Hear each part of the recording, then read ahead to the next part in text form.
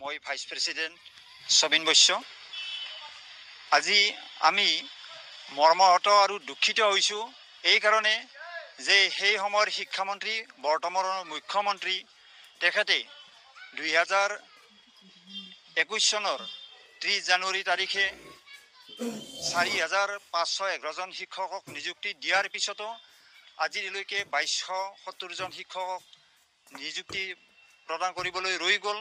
আৰু সেই সময়ত তেওঁ নিযুক্তি প্ৰদান কৰি কৈছিল যে 45 দিনৰ ভিতৰত ৰৈ যোৱা শিক্ষকখিনিক নিযুক্তি প্ৰদান কৰিব। কিন্তু অতি পৰিতাপৰ আৰু দুখৰ কথা যে আজি 45 দিনটো বাদেই আজি 45 মাহ বা 48 মাহ হৈ যোৱাৰ পিছতো সেই শিক্ষকখিনি নিযুক্তিৰ পৰা বঞ্চিত হৈ আছে। আৰু সেই কথাটো আগত ৰাখি আজি সদৌ অসম কৰ্মৰত অবৈতনিক শিক্ষক সন্থাই অহা 9 আৰু 10 জানুৱাৰী তাৰিখত 34 ঘণ্টীয়া অনশনৰ কাৰ্যসূচী সচলত ৰূপায়ণ কৰিবলৈ লৈছে।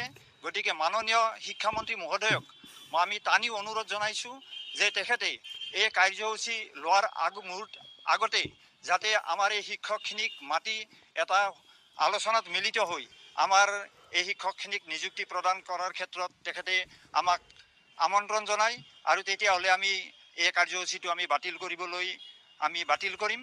গতিকে মহোদয়ক আমি টানি অনুৰোধ ৰাখিছোঁ, তেখেত এজন অসমৰ সুদক্ষ মুখ্যমন্ত্ৰী, তেখেতে নোৱাৰা কাম নকৰা কাম একো নাই, তেখেতে চব কাম কৰিব পাৰে।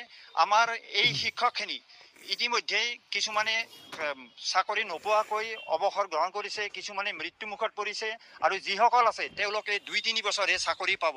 গতিকে মহোদয়ৰ ওচৰত আমি টানি অনুৰোধ জনাইছোঁ যাতে তেখেতসকলক এই শেষ মুহূৰ্তত নিযুক্তি পত্ৰ প্ৰদান কৰি তেখেতসকলৰ জীৱনটো সাৰ্থক কৰে। আৰু আপোনালৈ এটাই অনুৰোধ যে আপুনি দিয়া কথা সেই সময়ত আপুনি যি 45 দিনত দিম বুলি কৈছিল সেই কথাটো ৰাখিলে আমি নথৈ আনন্দিত হ'ম।